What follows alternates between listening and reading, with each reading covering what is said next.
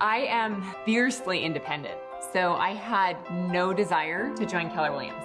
All of a sudden, there was this, what they were calling a Northwest Region mastermind, and they brought a lot of leaders from KW. It wasn't what I thought Keller was. It was a world of people who knew so much more than I did.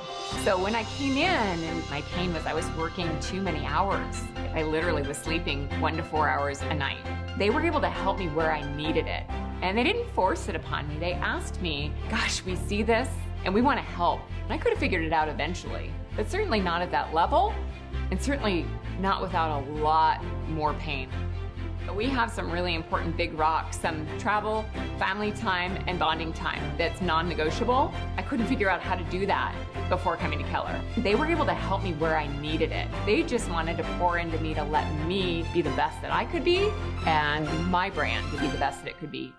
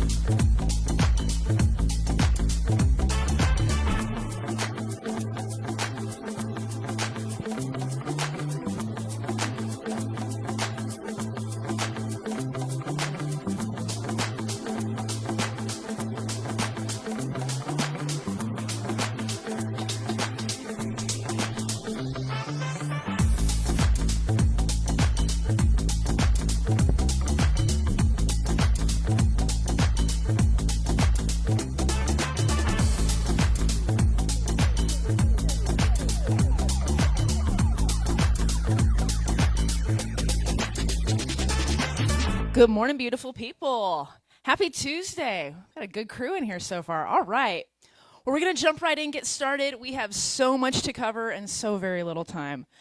As always, we want to thank our strategic partners, Platinum Title, Leader One, Envoy Mortgage, Mid-America Bank, Heartland Partners in Auto, and of course, today's sponsor, one of our newest sponsors, Top Gun Concrete and Lifting. Come on up, gentlemen. Guys, give it up for Top Gun Concrete. Here you go. Good morning, everyone. If you haven't had a chance to get breakfast, Panera came all the way from Lawrence today, so it's not the Panera that's across the road. It's actually the one from Lawrence, so special surprise from Lawrence. Hey, my name is Jeremy, and I have the owner of Top Gun Concrete Lifting here with me.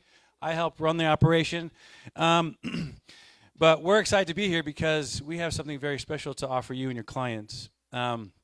Now, Top Gun Concrete Lifting, yes, like the movie, but we're not flying in jets. We're actually just lifting concrete, which, if I'm being honest, we think is just as cool as flying jets. So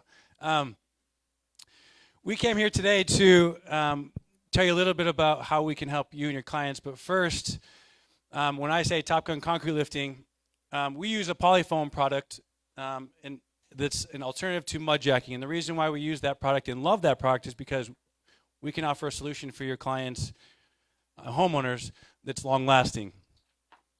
Now, I have a few notes here that I want to get through so I don't forget what I'm doing here, but if you have a showing and the homeowner or the buyer walks into the house and they trip on a crack, that's an issue. If you have a seller that has a driveway that's dropped 3 inches, that typically can be an issue. Now, we want to help you resolve those issues before they become a problem that end up on an inspection report. And so we at Top Gun Concrete Lifting are a local small business. We operate out of Lawrence, Ottawa, but our range is Manhattan to Kansas City Metro. And that's the reason why we're here, is to build a connection with all of you. Now, things that we fix: driveways, walkways, garage floors, patios, anything that is a concrete slab, we love to come in, repair it, and lift it up and get it back into an appealing spot, but also a practical spot. So there are 3 ways that we like to help the most. Number 1, simply creating better curb appeal. We want the spaces, the outdoor spaces of your clients' homes and properties to look beautiful and usable. The second way is we can keep those inspection reports nice and clean, meaning that if concrete issues pop up on those inspection reports, we're going to come in fast, clean, and get those rectified for you. And then the last way, and my favorite way, is that we get to help you be the hero. And what I mean by that is that you bring a solution before something becomes a problem.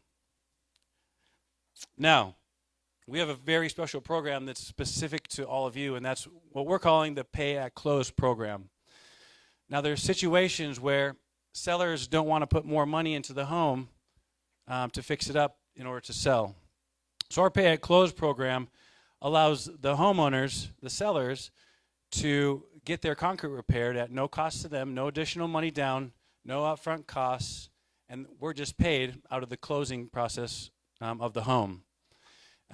Something we like to offer as real estate people ourselves is just something that's no hassle, it's stress-free, and it solves the issue right away. So that's our Pay at Closing program.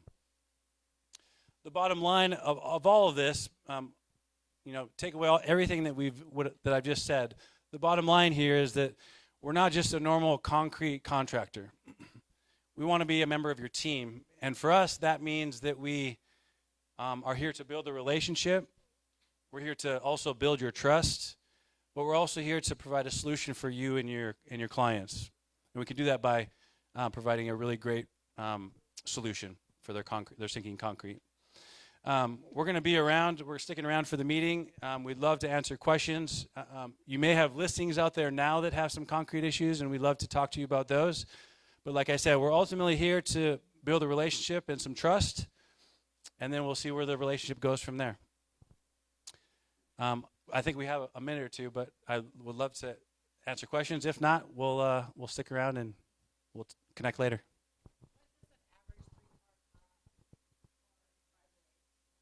What does an average 3-car driveway cost to lift up? It's a great question. There are some variables to that, of course, of how much it drops, how much foam, but a general range for a 3-car garage would be anywhere from $3,000 to $5,000. Yeah, they're going to be hanging out after team meeting today. Stick around, answer any of your questions, and scan that QR code. Your information is on that, I believe. Is that right, gentlemen? Perfect. Thank you guys so much. Give it up for Top Gun Concrete. We are so excited to have you guys. All right, I have a few quick announcements, and then we are going to jump right in. Mark your calendars. Coming up, we are bringing back Bold to Kansas City. Bold is going to start first step. I do not have a slide, by the way. September 24th, first step to Bold. Mark your calendar. September 24th, first step to Bold. It's going to be for 5 additional weeks. So I believe the last day, it's going to be Wednesdays, will be October 29th. First step is free. We're having one of the top coaches join us, Amber Rothenbaugh. So she will be our Bold coach here in Kansas City. We're going to partner with several of the market centers. You don't want to miss that September 24th. Also, Katie Strahan asked me to share. There she is. I didn't even see you in there. Katie is hosting and starting our annual Fall Fantasy Football League. So if you are interested, Katie promised me she is going to make a post today. We will get it out on our KWAT Facebook group. If you are interested and you want to win, because you're competitive like that, and you're going to take over the title from Dave Johns. Who's with me? We're going to get him this year? Okay. So sign up. Reach out to Katie. She will get you in our Fall Fantasy Football League. And as a reminder, tomorrow is our KW Luxury Mastermind, and the group call is in the morning at 10 a.m. Is that right, Sarah? 10 a.m. tomorrow, so make sure you mark your calendars for that. All right, Randy, you want to come on up real quick and share with us some of our new changes on our exclusive right to sell and buyer's agency. Give it up for your amazing broker, Randy Vanderpool. Sure. Okay. So the good news is about half of you noticed that there were changes. That there might be a slight opportunity there as well for the other 50%. So That's the same as the bad news, too. That's right. It's the same as. All right. So here are the differences that what changed. On the exclusive buyer agency agreement, the arbitration agreement section has been reintroduced to provide for clear expectations for dispute resolution between parties. The reason it came back is because the attorney who handles our litigation for E&O said he had just finished winning a case using that clause. And I said, oh, that's good enough for me. So I had him write the new arbitration language. And so that's a positive. The other one is on the exclusive right to sell agreement. There have been multiple updates there, including revising the compensation section. Coming soon, status language, a checkbox for formatting changes. So we did that particularly with the warranties, because a lot of you had clients that were initially in both sets of boxes, which indicates that we didn't have any conversation with them about warranty whatsoever. But we did do that to make it a little bit easier. And then, again, the arbitration language went in there as well. So, again, these are effective immediately. If you have your older ones, get rid of them. The newer formatted ones for .loop users will be on Facebook, as well as in the Broker Resource Center. And, of course, the other changes have already been uploaded for those of you using DocuSign. Is there another slide? So I see how we broke it down now. Okay. So again, everything that I mentioned, potential disputes, which are all handled by the arbitration, and again, it prevents us hopefully from going down the road to litigation. Okay, next slide.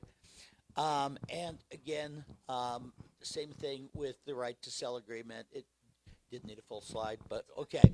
So one other thing I wanted to reiterate with everybody was this. First of all, we've got to be on top of if your client has inspections and the deal falls apart, we do have to go question 15 and have that modified from have there been inspections in the last 12 months? So we have to go from no to a yes on that.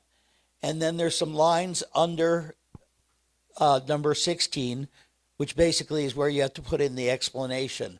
And that explanation would simply be previous buyer conducted the following inspections on whatever date it was, and copies are attached. Now, you can also put copies available upon request, but I'll tell you this. We had a case where the agent forgot to give it to them, and that didn't turn out well for us. If you have them in there as supplements, the fact that they didn't access them is their problem, not ours, okay? So I urge you to do that, but make sure that that's happening, because about 1 out of every 5 deals right now is going south, okay? That's how the market is shifted. That's one of the telling tales of a market shifting, is that people are coming back out of contract. The good news is, if you have a backup offer, it's yours. You get, but again, please make sure you're doing those changes. The one other change that it's not a change actually, but I want to reiterate it, is when we are inputting a listing into the MLS, the only fields that you have to have information either from county tax records or from an appraisal, and that is square footage. We do not use the boxes that say per owner, per agent, none of those. The only 2 ways you're getting that square footage or bedroom count is from an appraisal or tax records. Now, if you know that it meets all the requirements, has an egress window, has a door for privacy, has a closet, and I believe it's minimum 9 by 9 or something like that. But again, if we know it's a bedroom, then you can call it out. If it's a non-conforming bedroom, you cannot add that in the count of bedrooms. So you have to instead put it into the body, and you could say fourth non-conforming bedroom and basement, something like that. But it is either is a basement or it's not. Okay, so that's all I got. Perfect. Thank you, Randy. Yep.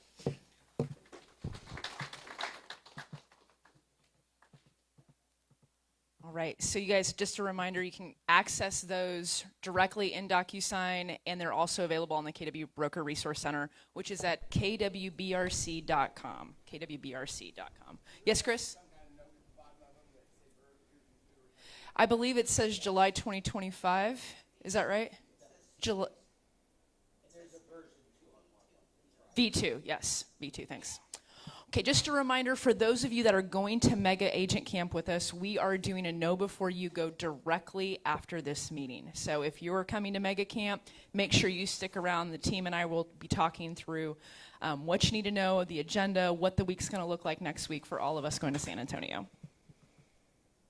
Right. Well, I am so honored to have the wonderful Cierra Grein with us. You guys, give it up for Miss Cierra, who's joined us from the Lake of the Ozarks.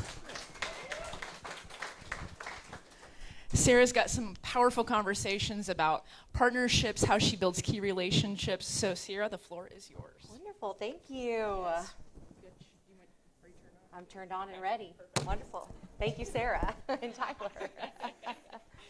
Well, good morning, everyone. Thank you so much for being here today. It's such an honor to come up to this incredible market center and get a chance to speak with you. And this is a really fun topic. This is a lot of that we talk about every day. And so some of this stuff we've heard before, but sometimes it's nice to hear it in a different way and just finding little nuggets that we can do to implement new things into our business. And, you know, the goal is to build these relationships with people so we have a forever fountain of referrals that continue to come to us. We don't want to build a business that's based off of buying leads and spending all these money buying leads. We want to build a business that's based off of referrals that come from past clients, powerful partnerships that we build throughout the community, and that's just going to continue to flow throughout your business for years to come and help build that legacy that we all strive to build. And so like I said, my name is Cierra Grein. I am from Lake of the Ozarks. I'm born and raised there. I've been selling real estate since I was old enough to walk and talk. My parents had a very successful real estate company at the lake for over 30 years, and I'm an only child, so I had no other choice but to help out and do everything. So if you have children in real estate, you know they don't have really an option. And some kids love it and some kids don't, and I happen just to be super passionate about it and absolutely love it. So once I was 18, I got licensed right away and actually moved up here to Kansas City. I went to UMKC. I know a lot of you from back in the day. When I worked for Michael Mayer, he was my very first broker in Kansas City with Realty Executives. And I started as a director of first impressions and listing coordinator, executive assistant. And then at the end, we were running his team. And that was from about 2008 to 2013. So sold up here in Overland Park on the Missouri and the Kansas side all through going through college. And it was a great learning experience. After 2013, I kind of took off. Felt like life was getting short. I needed to go live and explore a little bit, so I went on a pretty long sabbatical, whether my parents liked it or not. Got that degree and I took off. I lived a lot of really cool places, got to work on oceans and boats, and did a lot of really great things, and just got to explore the world a little bit. But I always knew real estate was my passion. And so after that, I decided to go back to Lake of the Ozarks, where I knew was the best place to start my real estate company. My parents had kind of retired by then. They kept the database for me, so we didn't really have a company. So I joined Keller Williams. I saw a lot of people were moving to Keller Williams and heard about this company and fell in love with it, and just kind of started building a team from there. And since now, I've changed rebranding, so it's now the Gibson Grein Network. I partnered with an incredible gentleman professional. His name is Andy Gibson. We've been together for about 3 years now, and it's been an incredible partnership. We have a wonderful team of really high-level professional agents. One of them is Capri, who's here. She's our first expansion team up here in Kansas City. She is full-time at the lake. She has her business here, but she's living at the lake, ready to grow a big business there. And we have about 4 full-time agents, Andy and I, and then we have 3 We have 4 full-time operational teams for us down at the lake. And I have a husband. He's from Lakewood here in Kansas City, so we have a home up here. This is kind of more of our weekend home in the fall for the Chiefs season. We're up here going to all the Chiefs games. He runs a big tailgate for a local charity, Kansas City Hope Kids here. So if you guys like to go to the games, want to come tailgate with us, reach out to me. I'll tell you where we're at. So I am up here all the time, so if you guys ever wanted to get together, connect, would love to get to know more of you all. So let's get into it. So I thought something that would be kind of different, and I'll kind of skip through this agenda of some things. We're going to talk about nurturing relationships, long-term relationships, and some strategies around that. But I wanted to take a little bit of different approach. When I thought about what we're going to talk about today, I didn't want to be repetitive, and I wanted to come from a different angle. So I have the privilege of knowing an incredible human being. Her name is Dr. Joanne Rutherford. I don't think Tanner's here, but they graduated from the same college. She went to Pitt State here in Kansas. And she was accepted into the Women's Hall of Fame for her winning record at Mizzou. She was the women's basketball coach. And she started when she was 24, and this was back before women's sports was even really recognized. She had no money. They didn't have their own locker room. The women had to practice in the evenings after the men were done practicing. And she really helped, she just grew this program to something that's pretty incredible today. She also helped coach the women's Olympic basketball team. She played. Her record is just absolutely incredible. And she's a dear family friend of ours. And I also got to know her really well because she was the founder and the CEO of our local YMCA at the lake. And when I thought about relationships and nurturing these relationships and powerful partnerships, well, who knows it better than a basketball coach and a CEO of a nonprofit organization? Your whole life revolves around that. And so I decided to interview her and ask her some questions. And it turned out to be even more incredible than I could ever imagine because she gave so many powerful principles and tips that relate to our business. It's all very, very similar. Relationships are the same way, it doesn't matter career or different way you want to look at it. And so we're just going to go through some of the questions and then how we can kind of tie it back into real estate. And so when I got to talk to Joanne, Coach, I said, how did you do all the recruiting? How did you use your skill of building relationships to go and get these recruits? Because she would have to travel all around the country, as you know, as a coach, how recruiting works. She would go in there. Was only 5 coaches allowed to go and recruit these players at a time. So that's a 20% chance of you getting this player to come to the University of Missouri to play for your team. And so when he goes in there, it's very important that you have to present your program. You have to present your commitment to their daughter. You're here to tell them what you're going to do for them. And you have to build trust. And that's really the most important thing she said is how do you build trust?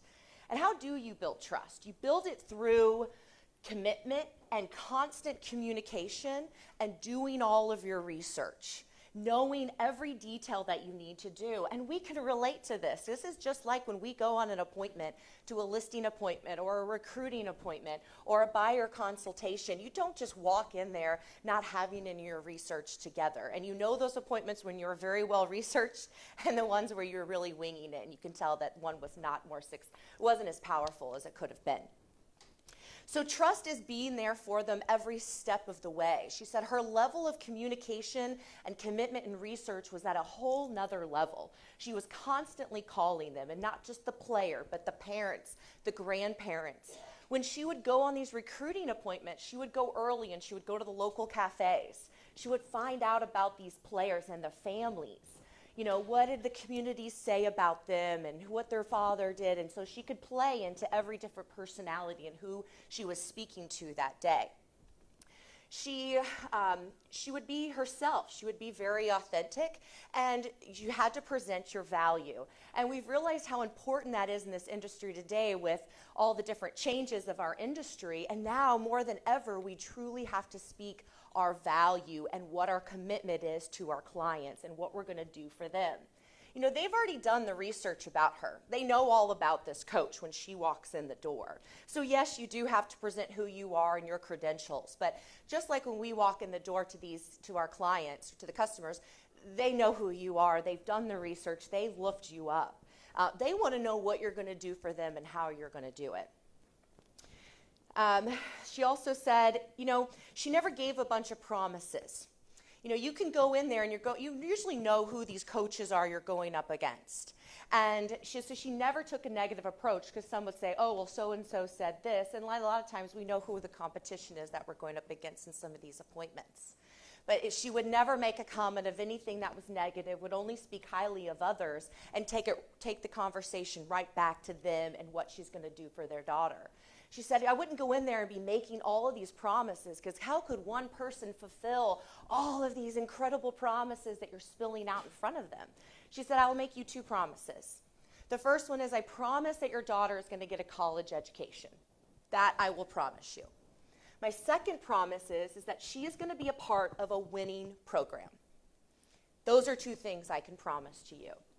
You may not like my approaches and how I do everything. You may not like that your daughter is at Saturday school and tutoring and after school. You may not like all of my approaches, but I'll tell you those are 2 things I can promise you. And I just ask you one thing: as that freshman calls home and she says, I want to come home, I don't like this, you're going to tell her that, no, you're going to stay. And that will make sure she's going to get that education, and you're going to make sure that she doesn't go running home, and she's going to follow her commitment. She also, just really talked about, along with the research, knowing a lot about these players inside and out. And after you go and visit, they would come to the University of Missouri to come tour the campus, and they only had so many, campus tours that they could do. And I thought it was really interesting of, who she would use to help, bring in more of these recruits and get the deal together. She said her players were her biggest recruiters, which is really interesting. So her players were her biggest recruiters, and she used those players. So when they'd come to their college visits, those players she would match them up with the players. So the new recruit would come in and they'd let them go run off and go explore. She would take the parents off and go woo them and take them out to eat and show them the campus. She says they don't want to hang out with the coach. They want to hear from these actual players. And so the players were the ones that were getting these recruits to make the decision to go to the University of Missouri. And we talked a little bit more about that. So what did you do to make sure that these players were going to deliver your mission, your culture, and they were speaking the same language? And she goes, so here's, for an example, when the players, every time before practice, they would walk in and there was a basket in the locker room, and it was full of thank you notes. Every single player, every single practice had to write thank you notes to people in the community, to the booster clubs, to people that they saw in the stands coming to their games to support them. And so they were constantly giving signs of gratitude to others. And so here they are, they didn't even know it. They were living and breathing the culture that she was creating within the team.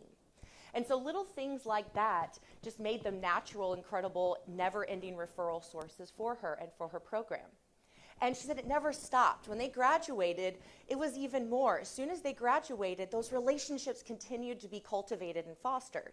They would go off to be CEOs of Coca-Cola or attorneys or maybe professional ball players and play internationally. Those players were always coming back to watch games. Those players were always checking back in and constantly supporting that program. So it's not just put it in our terms, as soon as that closing's over, we all know that's when actually the true relationship starts. But a lot of us don't do it, and we don't know why.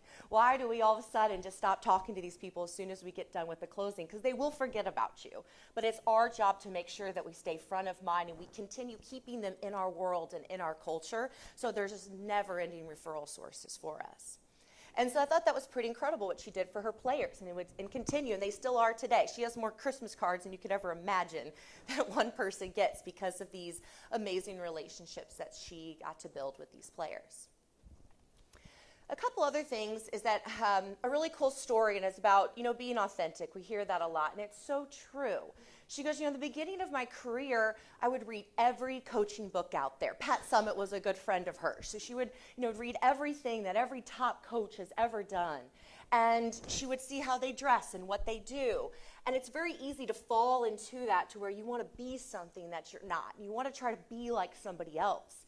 And I think in our business, in our industry, that is so true. We constantly are seeing these people up on stage and seeing what they do and how they act, and we're trying to implement them, but we're forgetting of who we are. People want to work with you because of you. They're not doing it because of course our company is important, but that's not why. People are going to follow you and do what you do if they really get to know who you are and you're being very authentic. Because how are you going to build these lifelong relationships with people if you're not being true to yourself? It just doesn't work. It's not going to come off the way that she wanted to. And so she said it was very important just to be herself, and it was a way that she connect with people on a much deeper level. And that makes a lot of sense, right? I think we can all relate, how that works. And also just treating people like they're all the same. I learned at a very early time in my career not to judge people. Not judge people what they look like and what they drive. She goes, I would go into some homes and their flower pot is where they're putting in the living room their cigarettes out, and the roof is leaking. And some of these places were some really difficult environments where these top-of-the-line players are coming from. And so she wouldn't be walking in there in these beautiful suits and really nice jewelry because she did her research. She knew what she was walking into.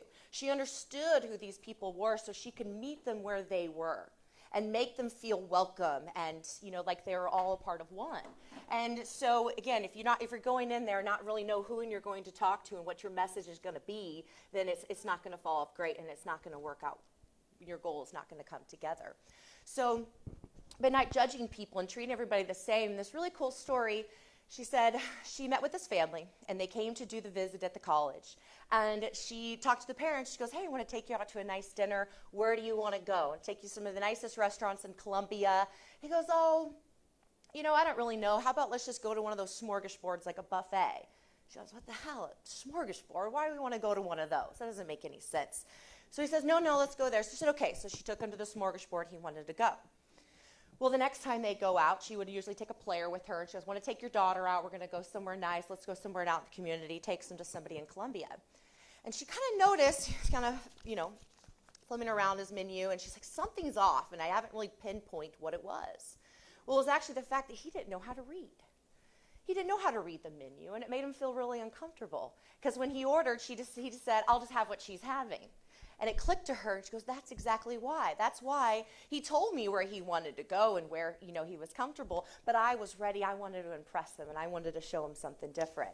And I thought that was a really great story just to remember that. And everybody deserves the opportunity to feel comfortable, and, they're going to remember you once you do.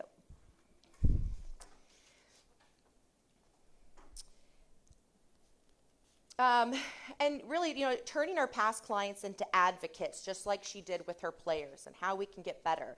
We're adapting to our clients' needs to make them feel comfortable, and these small little gestures come out to these really big outcomes. There's one that she said the dog was the reason why the player came to the University of Missouri. The dog made the decisions in the household, and little did she know that. But, she kind of picked up on how important this dog was to this girl's family. And so she sent the dog a little collar, a little something, a little present. She never stopped. It wasn't the first recruit when she went to their family. She continually called, sent letters, sent gifts, and just constantly stayed in front of these people. And little do we know, it was the dog that picked her coach, and that's why she came to University of Missouri. And the family said that girl was never leaving the state of Indiana. She would never go anywhere outside her state, and she was one of the best players she ever had at the university. Pretty cool. So now kind of going into, I started asking her a lot of questions of like cultivating relationships. How do you go into a community like Lake of the Ozarks or into Kansas City and start a YMCA when you don't even know where it's going to be, you have zero money, and nobody really knows who you are? Of course, they kind of knew she was the women's Mizzou basketball coach. But she had to come in there not knowing anybody, and she had a dream of creating a YMCA. She coached me how to play basketball growing up, but she never had a location. She'd go to different schools. And she said, what I did is when I first got to the community is I identified the biggest influencers in the community. Who are the top 10 people? Not so much the wealthiest people in town, but who was the most influential in that community? So she identified those people and was like, okay, how can I get in front of them? How could I start to build these relationships with these people? she ended up finding a lady who was, we have a nonprofit hospital there, Lake Regional. And she found this lady and, went to her and said, hey, like, we want to, I want to start a YMCA here, and I know you're the top fundraiser here. I'd love to collaborate together and kind of get to know who you know. And she's like, hey, like, these are my sponsors. Like, these are not your people. I'm not going to share them with you. I'm not going to help you. This is my thing I got going on. She was saying, not looking to compete with you. I don't want your people. I just think, let's make this community a better place. Why not collaborate and find a way to make all of this happen? They threw a party. At this lady's house. She brought all the people she knew, and there it was. There was the beginning of it. She found her people. So Coach was able to start fostering relationships with these people. Excuse me. And how do you do that? Because, I always noticed, like, I actually got to work at the YMCA for a little bit as a program director, and it's very difficult working for a nonprofit if you have it. You have zero budget, and you constantly are calling people for money all the time. And you can't just pick up the phone and ask somebody for, in the beginning, she was asking for hundreds of thousands of dollars to start construction of a massive YMCA, not only buy the land, to build the building, to get all of this off the ground. So you can't just all of a sudden just start, dialing for dollars out of a phone book and asking people for this kind of money. She had to be seen. She constantly went to these big influencers. She was at every single one of their events supporting their causes. She was constantly stopping by their offices, bringing them things, taking them out to lunches, doing these one-on-ones and like fostering these really wonderful relationships. Because don't you think when that phone call came after doing all these wonderful things to these people, showing up, being authentic, showing that they can trust you, showing your commitment and presenting your value, don't you think those conversations went a little bit easier when she was calling and asking for the money? They didn't think twice. She got to where every year she'd run these fundraisers, the YMCA was built, and nobody would tell this woman no. She is very tall. She is kind of intimidating. So men, it was amazing. They just could not tell this woman no. And it wasn't just because of her, her background, because of her history of, the biggest winning, basketball history. It was because these people knew that she really did care on a deeper level, and not so much about herself. She cared about them and their mission also. So we kind of pause and think, okay, well, how could I do that in real estate? And that's really true. I know we talk a lot about it in the luxury industry, is that, how do you get in with these affluent people? How do you get these big listings, these people, with this kind of money and these listings that you want? And we hear them say that, like, you need to go to the clubs where they hang out. You need to go to the fundraisers where these people are sponsoring these tables, or they're so passionate about these charities that they pour their heart and soul into. You better make sure you have a table at those events, or maybe just one ticket. You're showing up to things that they're doing, and then naturally, when you call and ask for something, they're going to show up for you also. We're building a team. We're building a culture within that. And so I thought that, it's just amazing, like how many correlations, with what she was doing and building a beautiful foundation of what we can do in our business also. Network with local influencers to build reputation that drives referrals. I love this. You want to stay visible through consistent engagement. It's very consistent. We have a system to it, just like we do with our CRMs. It's not one phone call after closing. It's not one text message every quarter. It has to be more than that. We all know that 36 touch doesn't do anything anymore. It's a lot deeper than that. And what can we do to take it a nice deeper level to connect with these people on a different level?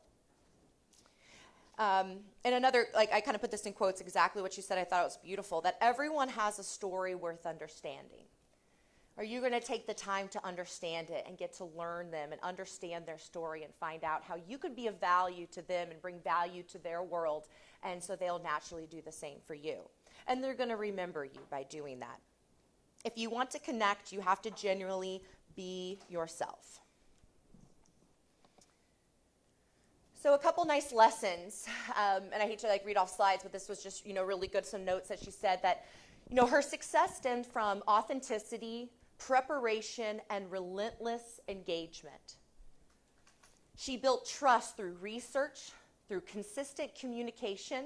She turned relationships into an advocacy by treating people like family. She learned to stay true to herself while meeting others where they are. And I love that, meeting others where they are. So let's take a moment and just kind of look at that and see how you can relate that into your business and what we can do every day, inspiring people, be in people's lives, from even just the moment that you get that call when they call you to make that listing appointment, how you can turn it into something deeper than that, that is going to be a lifelong relationship. Very cool. All right, so, kind of switching gears and taking everything that she said and kind of diving into some different ways we can implement it into our business.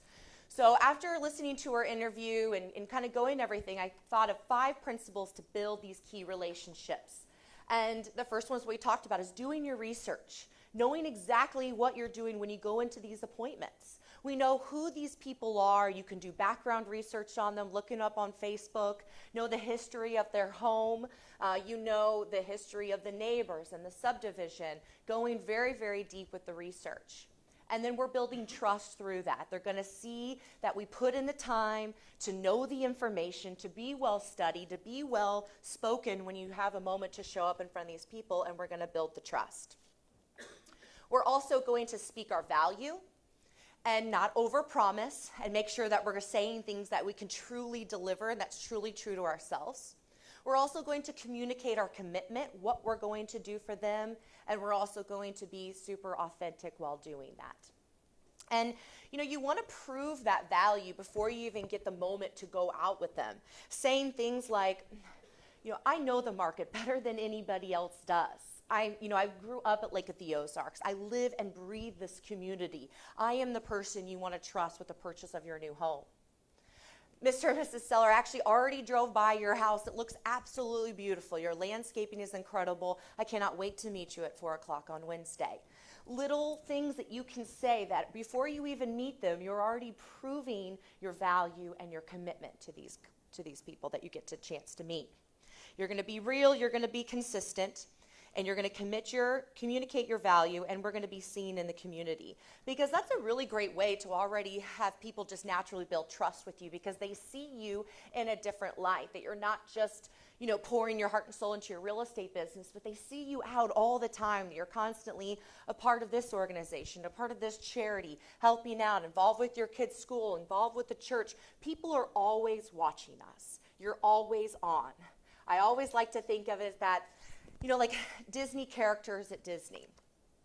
You're Cinderella, you're one of these princesses, and you have to get dressed up and you step out every single day. Well, Cinderella at Disney, she can't have a bad day.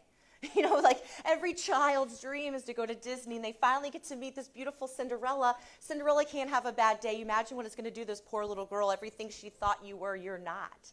And so that's really kind of what we've chosen. This is the career and the business that we've chosen. When you step outside your door, everything else goes side. Anything that you've got going on, you got to put your face on, because people are constantly watching you. They're looking up to you, and they're learning ways to respect you. And so we're always on, no matter what we're doing. If we're at Coach's across the street having drinks, or we're down at Lake of the Ozarks partying out on the boat, trust me, your clients are there too, and they will see you. And so we're just always being on. And that's the beautiful business. That's what we chose to do, and it's really exciting, and not everybody gets the opportunity to do that. So I think we need to give a lot of respect and a lot of thought into doing that also.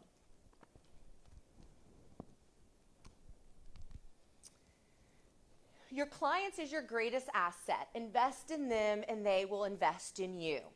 We are constantly thinking of every way we can spend money and every program and everything that we can buy, but it's as simple as building these beautiful relationships. You don't have to go buy them the biggest expensive gift or, show off all of your nice stuff, but some of the smallest, most personal little gestures are going to go a long way, or just simple phone calls, taking them out to lunch, doing some of the littlest things.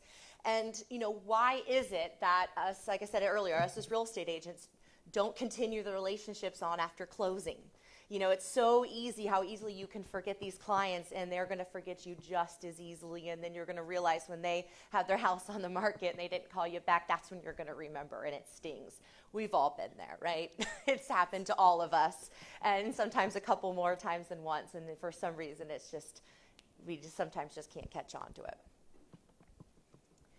So with nurturing long-term clients, expressing gratitude, I said that earlier, that these small gestures can create a very long-lasting impression. How can you make little personal touches from the moment you get to meet somebody all throughout the rest of your relationship, because it's never going to end? And this doesn't just have to be in real estate. These are new people that you're meeting. So little ways to express gratitude, simple things like those thank you cards, like those players were doing every day before practice. Who doesn't love getting an old classic thank you note in the mail? It never goes away. Like I said, little phone calls, remembering little things, and expressing gratitude is even from our closing gifts. Closing gifts kind of drive me crazy. I don't know about you, but it's like all these years, like, what am I going to get them? And we go through the phases where you buy all this logoed stuff in bulk and you keep it in a closet. It makes closing. You grab your Cutco knife and you go and run. You go and grab all this stuff. That stuff's great. It's a little way of gratitude. They appreciate it closing. But what's a way that we could personalize these things and make it a little bit different? Because it's not about the monetary value of anything. It's the thought that goes behind it. So for example, we have this beautiful luxury development listed down at Lake of the Ozarks. And we just sold our third house out of 9 lakefront homes. And so every closing, of course, we have to get the developer something and his wife, something special. But after every time, we're going to get them the same kind of thing. So, they have every logo thing they can ever imagine of us. They don't need another damn bag or a sweatshirt or anything like that. And so, I spent a lot of time thinking about it. It's like, well, I know that Matt has alpha-gal, so he can't eat meat. And I've heard him say, and I watch what he orders for lunch and what he does, and they like to eat really healthy. He goes, I love fruits and vegetables, love this type of stuff. He eats at this local place called Squeeze where he can get these beautiful organic salads. And so I started researching like a local butcher box, because I've heard some clients say some of their best gifts where somebody sends them those like Oklahoma steaks. So every month, and I've in luxury, I've heard them talk about get those gifts where they get like a subscription every single month versus one little gift. They now get something every month out of the year to remember you post-closing. Well, he doesn't want any steaks. Well, he does, but he can't have any steaks. So what could we get him that would be different? So I found a company. It actually ended up being Harry and David's, because at Lake of the Ozarks, a lot of these awesome farm-to-table local fruits and vegetable boxes, they don't ship to the lake because they're, it's going to be rotten by the time it shows up. But Harry and David's has a veggie of the month. And they get a beautiful organic vegetable every single month for the next year. They have 3 small boys. It'll be fun. They can learn to make new vegetables, try different things. And it went over great. The wife and the husband, they were so excited because it was something so personalized and something so sweet that they thought it was very thoughtful. Doormats. Those have been kind of fun. I've had 1 million condos at the lake. We do a lot of those big signs that have the map of Lake of the Ozarks. So when you're at your condo, you can show all your friends, this is what mile marker we're at, this is where we're at, and we used to live here, and this is where so-and-so lives. Everybody loves that. It's nice for your first. We put their name on it. It says, welcome to the Robinsons' first lake house established 2025. People love them. But for a lot of our clients who've had places, they don't need another lake map. They've got plenty of them. And so we get them a personalized doormat with their favorite logo on it. They're big Mizzou people, so we put the Tiger on it. We put the Kansas City Chiefs, the Royals, whatever. Just little things like that to just show that we were listening, that we know their favorite team. Maybe you knew that there was they haven't been to one of the concerts at the amphitheater down at the lake. So you buy them some tickets with a gift card and a free ride to go to the concert. Like little experiences and just little extra things that can go along the way to express gratitude to our clients. And how do we stay connected? We all know we have a CRM.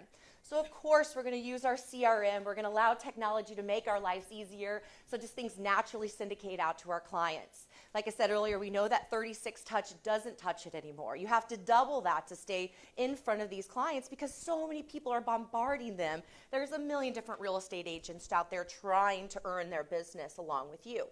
So we use our CRM, and the one thing I think is important is put all the information into your CRM as soon as you close on that property.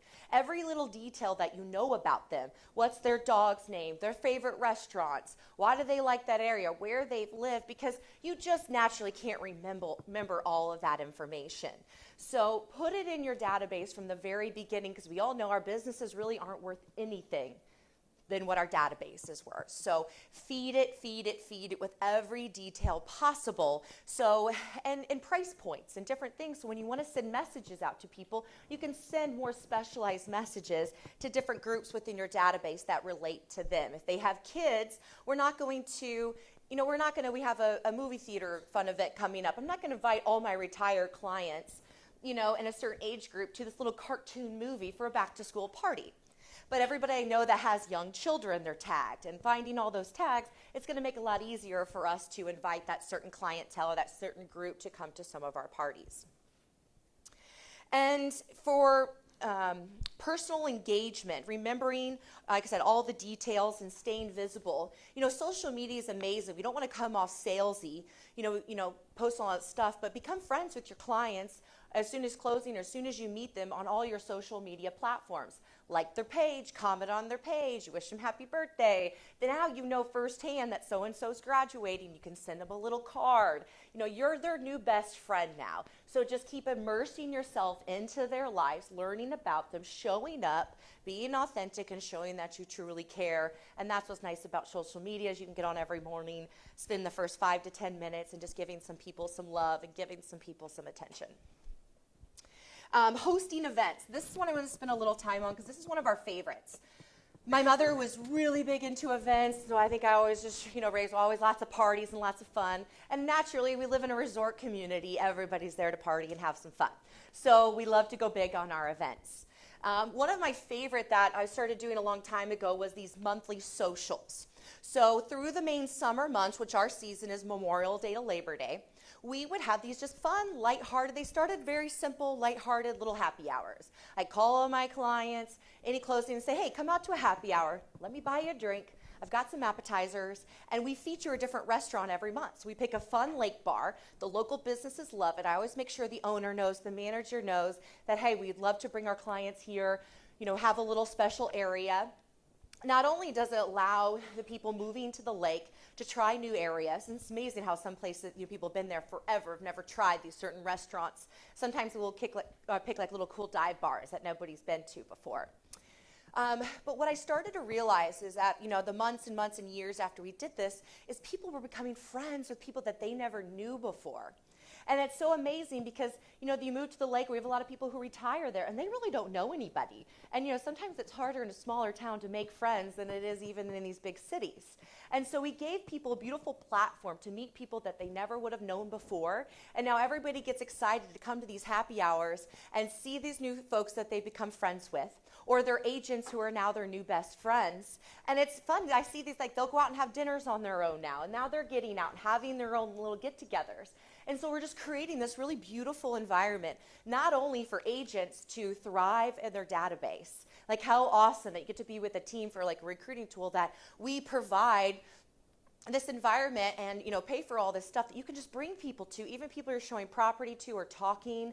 And now it's not just our past clients. It started off as kind of like a past client happy hour, but now it's anybody that we know that's in the community, your raving fans, your VIPs, local business owners, your vendors. They all get to come now because now it's really neat that your clients can meet their lender, they can meet that home inspector that you used, and they also get to meet the operations team, which is like the backbone of your business. The transaction coordinator, your listing coordinator, they're doing everything behind the scenes, and all they get to see is them from an email. So now they get to meet them and really kind of start to develop a relationship with not just you, but everybody else in your organization. End of the year parties, giveaways. Our St. Patrick's Day parade's a lot of fun because one of our offices is right by JB Hooks and Baxter's. So we have the parade that goes by. And so this is more of a family-friendly event where we, grill hot dogs, have some beer, some, coffee, and we get to watch the parade. It's just a very easy, and none of this stuff isn't cost us a fortune. This little things, can go a long way. Even just a little February giveaway of a dozen roses and some chocolates. It doesn't really cost you a lot, but every guy was going to forget to do some flowers, so why not enter into one of our giveaways to get some flowers? But what I like about these events is it's constant communication. So with one event, I am reaching out to them at least 5 times. They're going to get an email blast. They're going to get a postcard. They're going to get a text message. They're going to get a personalized phone call from me. They're going to get an invite on our event on Facebook. They're going to see it on our private Facebook page because we've created a community within our community of everybody in our organization. And so by having these little events or giveaways or newsletters are great. Is it Jeremy? Right? You got your yellow Tesla. You told me you farm your neighborhood a lot. Well, what a great opportunity to do a newsletter. You know who's graduating or this class or, local Susie's favorite recipe in the subdivision and get it from her and feature her in your newsletter.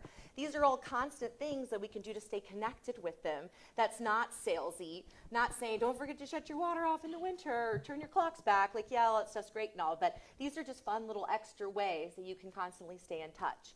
A pizza on Father's Day. All you have to do is call a local restaurant, and my buddy owns alley cats down on the strip. Say, hey, can you give us 50% off pizza on Father's Day? So all the dads can go in with a coupon and pick out their favorite pizza and get 50% off. Didn't really cost us anything, but he got a bunch of business on Father's Day he wouldn't have gotten. And then we're featuring local businesses. They remember you because you're showing up. You're being authentic. You're showing that you're committed, and you're showing that you're creating value to people in your life. So highly recommend events for stuff like that because they're constantly seeing you face to face. And it's just been amazing to see, these type of relationships by building this brilliant tribe of people that my clients are now, they come to your baby showers. They're the people at your weddings now, and they are just these raving fans. Anybody brings up the word real estate and your name is the first thing. Oh my gosh, you got to talk to so-and-so. She's incredible. She does some of these events for my kids. She does this in the community. She is just an expert. She knows everything about this market. You need to talk to her. So what can we do to build our tribe? And who is our tribe? Who is your top VIP people? We all know you have them, and maybe it's one, it's two, it's three. All you have to do is start somewhere and just really foster in that relationship and go really deep, kind of like the old school, like go 3 deep with something. But you definitely have to identify that. And in your database, make sure you've got your top 100 or your top VIPs so you know those are the people who are going to get a whole nother level of constant communication because they also just can't wait to hear from you. So how can you create your community within the community? You need to be an essential member at the table during significant life decisions. So this kind of goes to our powerful partnerships. Make sure that you have vendors, because my favorite compliment, I always tell my clients, I want to be your local resource. Anytime you need anything, from it's a cleaner, from it's an attorney, something simple of, where to go because your niece is a vegetarian, where the heck do you take her out to eat? They're always I love when they reach out and call me. It's so awesome. Yeah, you're busy, but it's just so kind that they think that you are their go-to for everything. So how could we, obviously just tell them that you need to call me for anything like that, but make sure that these people are a good representation of yourself. We all know that you have to you go look at that vendor list, and sometimes a handyman, that's the first, it's a constant revolving door. Your favorite handyman is no longer your handyman for too long because they don't last very long. At the lake, it's very hard to find good help because the crappie's biting one day, it's deer season, and nobody's showing up. So that's everybody's issue, is getting burned by a contractor or somebody that comes, never shows up. Resort communities, people like to come in and start these businesses and they don't last long and they're in and out, and now your client's left with 50% down on a roof and nobody ever came back. So it's so important that they come to us as their local resource to get some help. But make sure that, especially for your luxury clients, make sure that your luxury cleaning ladies are a representation of your luxury brand. Make sure that you vetted with them and you constantly communicate with them to make sure that you guys are speaking the same language and presenting the same culture.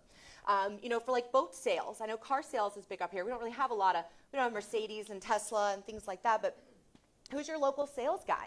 The boat guys are my favorite because, at the lake you also have different type of boats. So I got my Sea Ray Regal guy, I got my Formula guy, I got my, my Tiaras and the race boats and the MTIs. I have sales guys for all of that. They send me a ton of business, and I get to send them a ton of business because that's honestly the easiest way, because if you got a lake house, you got to have a boat. You might already have a boat, now you need a lake house. So things like that, even more than our lenders, I can get a lot of referrals back and forth from the guys that sell the boats.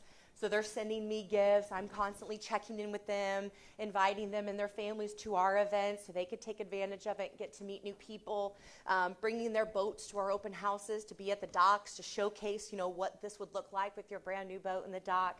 Little things like that. But it's important that they are just as much of your tribe than your past clients are in these relationships that you're building, because they are a part of your brand, and you want to make sure that we're all part of one.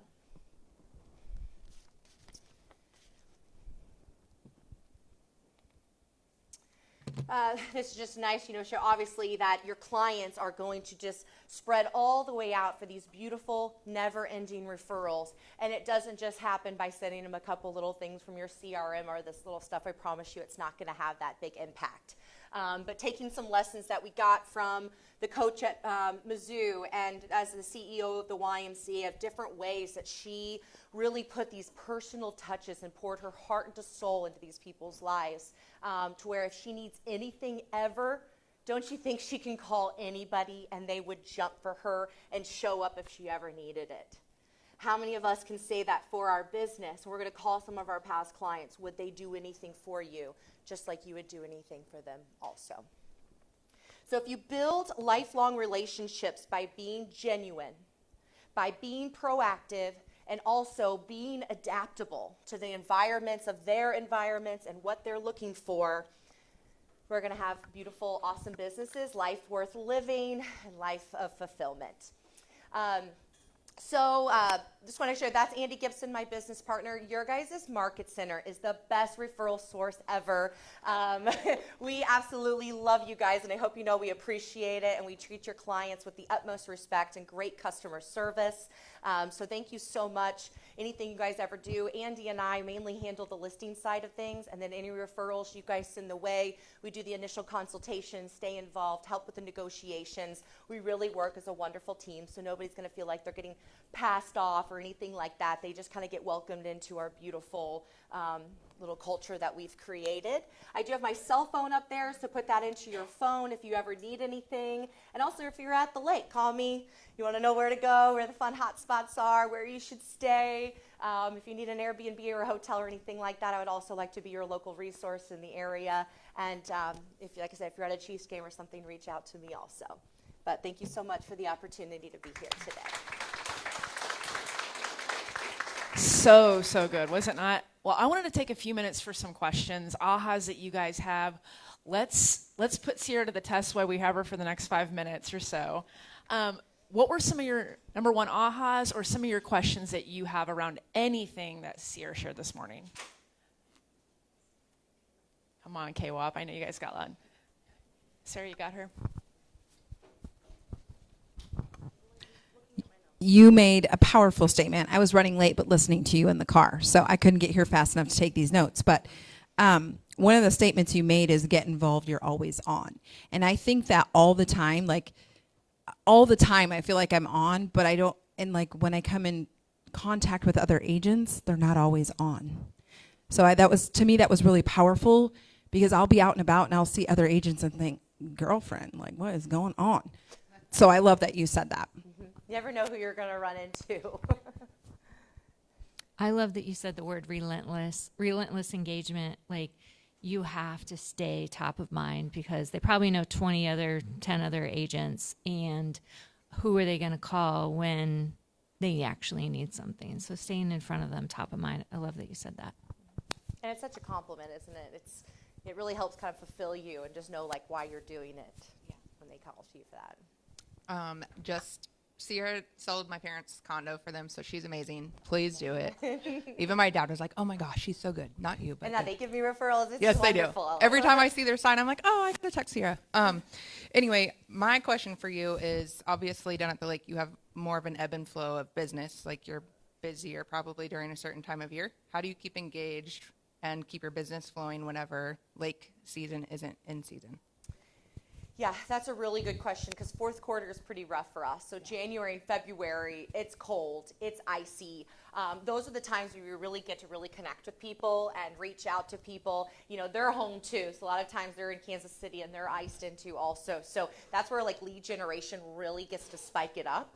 And even throughout the winter, you know, we're such a seasonal business. In the fall, it's getting people a reason to come down to their lake houses. So also those little type of events or sharing that there are things to do, different ways to get involved. Like it seems like all of us locals, we have all of our, like we all get to come out. Like everybody bunkers down. You make all your money in the summer, and in the fall is when I get to see all my friends. You know, the bartenders, people running industries like restaurants and hotels, they all get to come out. So I think that's also just like educating your clients of different things that are going on, because then I try to get them like, you know, your lake house is really beautiful in the winter or in the fall. Like, why don't you bring the kids down, and here's some different things that you could do that's not just around like boating and having fun. We do have a lot of other really nice stuff to do. So a lot of that's just like creating more content and value for them, and not twiddle your thumbs all the time or go to Chiefs games. So one of the things that I wrote down that really stuck out to me was meeting your clients where they are, and that everyone deserves to feel comfortable, so that you don't show up, like you said, in that suit and tie and all of these things to sell a $50,000 house, right? Meeting them where they are. Not necessarily showing up looking like a bum, but paying attention to where you're going versus not, I guess. And so that's a big aha for me, like paying attention to that before you get there even. Yeah, I think that's really good. You don't want to make people feel uncomfortable in their own home. That's an awkward position to be in. Any other ones? All right. Well, thank you guys so much. As always, just a reminder. Yes, one more time for Cierra. Thank you. Just a reminder, if you are going to Mega Camp, hang out right in here. Are we starting at 10:30? So you've got a few minutes to hang out, and we will see you guys again next week. Have a great week.